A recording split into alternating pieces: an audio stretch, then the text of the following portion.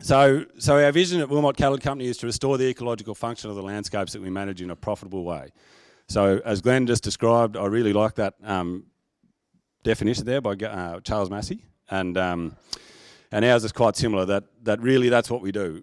We're a beef production business first and foremost. That is our goal. That's what our guys get out of bed every day to do. Is think about how they can grow more grass, produce more kilos of beef, and run a profitable beef production business. So when I think about the word regenerative, I don't think of it in a divisive manner, I suppose. I don't think that if you're not regenerative, you must be degenerative.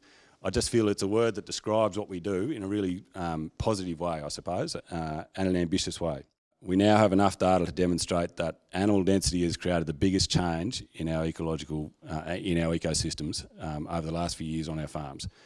So there's two words that you leave here with today and printed in your mind. One is density and the other one is diversity, which is the sixth principle, which is increasing biodiversity, maximising biodiversity. So, which is what we're always looking for. Glenn alluded to it as well. We're looking for as many different species of plants, animals, microbes, trees, etc. through the landscape as we can have.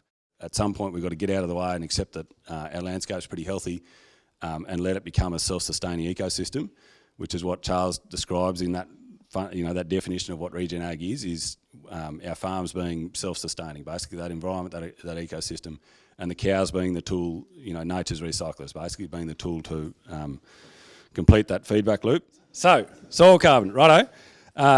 Carbon drives the whole system, okay? That's about the extent of my scientific knowledge is if we build soil carbon, we will rebuild ecological health of landscapes.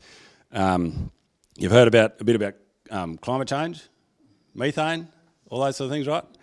This is how we can overcome that. This is the opportunity for agriculture in Australia to demonstrate as a red meat industry we can be a big part of the solution to reversing climate change and reversing global warming by drawing down so much of that carbon in our soil. If you can improve soil carbon, you'll increase living plant production, you'll increase soil health, you'll improve the performance of your animals, you improve the health of your animals, you improve the health of your ecosystem, you'll improve the financial resilience of your business, your people will be much happier. All this talk about carbon markets and carbon farming, all that other stuff, all they are is an opportunity to value add, as Byron put it in what he asked me to talk about, is to monetise some of this gain and add additional revenue to your bottom line.